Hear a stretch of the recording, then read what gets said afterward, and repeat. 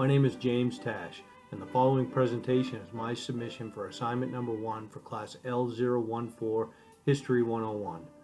When people hear of the name Benedict Arnold, they immediately think traitor. What many do not know is his contributions to the Revolutionary War.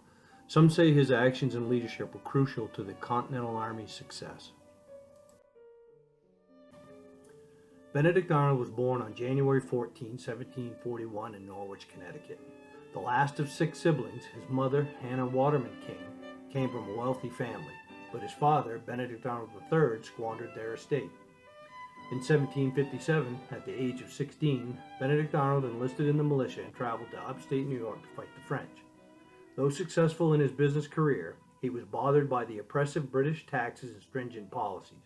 Arnold soon decided to devote himself to the patriot cause of resisting British tyranny by leading the local chapter of the Sons of Liberty. When war began in Lexington and Concord in the spring of 1775, Arnold was a militia captain and a patriot. Due to his experience as a captain in the Connecticut militia, Massachusetts commissioned Arnold as a colonel to take the lightly defended Fort Ticonderoga on May 3rd of 1775. He linked up with Colonel Ethan Allen of Vermont and took the fort in a night raid without a fight. Later, in the fall of 1775, Arnold was sent through the wilderness of western Maine with 1,100 troops in order to take Quebec City in Canada. The travel was a difficult one as the terrain in that area is mountainous and swampy. The current Route 27 that runs through the Sugarloaf Mountain area of Maine is still called the Arnold Trail.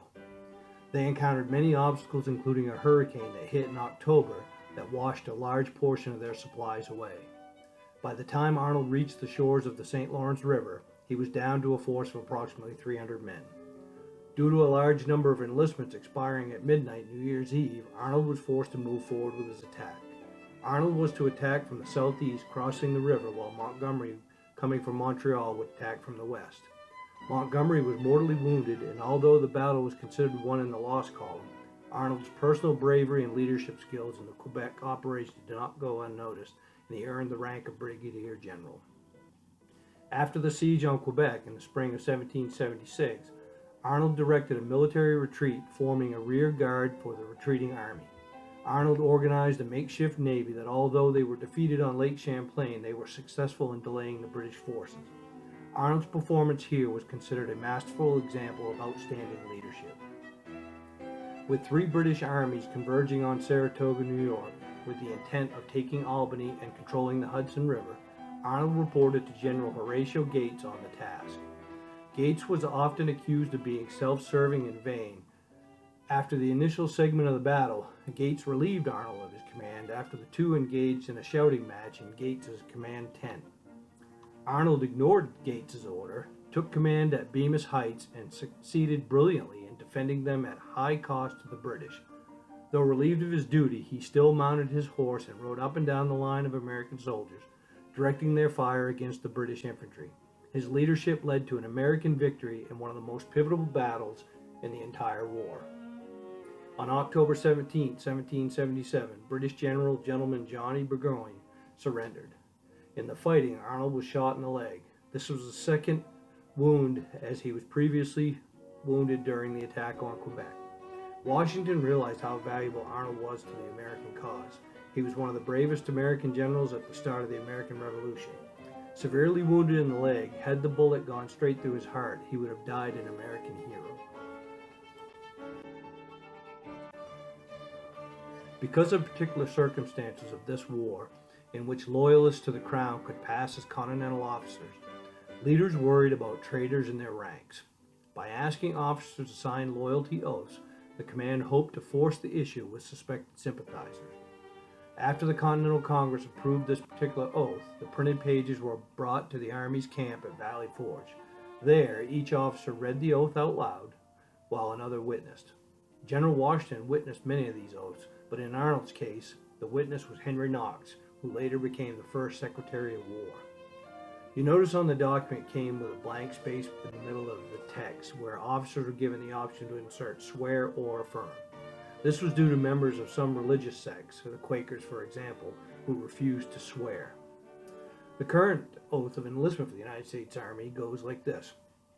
I, James Tash, do solemnly swear that I will support and defend the Constitution of the United States against all enemies, foreign and domestic, that I will bear true faith and allegiance to the same, and that I will obey the orders of the President of the United States and the orders of the officers appointed over me, according to regulations and the Uniform Code of Military Justice, so help me God. I myself took this oath over 33 years ago, and I've done my best to stay true to that oath. February 1777, Arnold found out that several other officers had been promoted over him to Major General. Extremely upset, he offered to resign his commission, but George Washington refused the resignation. Washington went to Congress to advise them of the error and attempted to fight for Arnold. In 1778, George Washington realized that while recovering from his devastated wounds, Arnold would not be able to assume a battlefield command. He named Arnold the military governor of Philadelphia.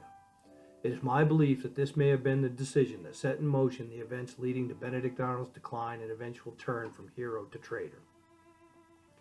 Arnold became embroiled in political wrangling with his enemies in Congress. In his new assignment in Philadelphia, Arnold met Joseph Reed. Reed was said to have been the type of person who could find fault in anyone else but himself. Reed was once an aide to Washington and was known to even badmouth him, referring to him as a bumbling commander.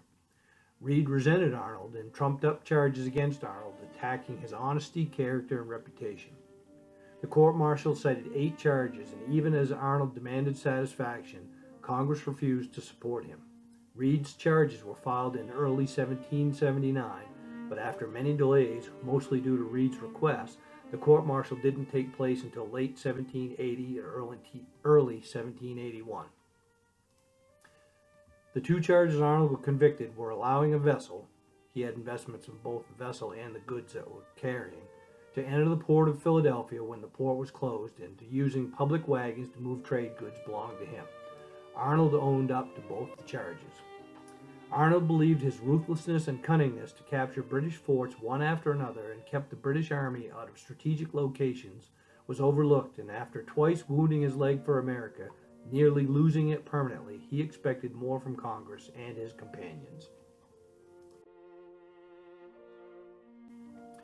The court-martial recommended that Arnold be reprimanded and ordered Washington to be the one to do so. Even though Washington was doing everything to help Arnold through the entire process, Arnold now looked at Washington as an enemy. Washington made an attempt to make it up to Arnold by offering him a command of a wing in the Continental Army, but Arnold was insistent on the command at West Point. Arnold was given the assignment, and the rest is history. Benedict Arnold could quite possibly be one of the most patriotic people in American history. He gave up a lifestyle that potentially could have been lucrative to fight for a cause, suffering devastating injuries in the process. Instead, his legacy has almost been wiped clean from the history books. In Saratoga, New York, there's a monument that states to the most gallant warrior in the Continental Army. Although it doesn't say the name Benedict Arnold on it, there's a wooden plaque inside a wrought iron fence that says the monument within is in memory of Benedict Arnold. This is because the law states you can neither chisel the name Benedict Arnold or mold it in metal. In 1801, when Benedict Arnold's health was failing, it is said that he asked his wife Peggy to help him put on his uniform from the Continental Army one last time. He said, "Let me die in my old American uniform, the one I fought my battles. God forgive me for ever putting on another." Benedict Arnold died in London on June 14, 1801, which on an unrelated note, June 14, the U.S. Army celebrates his birthday. The legend of America's greatest traitor did not die, and the scorn that Americans feel for him did not diminish long after the war. The fact that it still exists today tells us the values of loyalty, country, and patriotism are still important.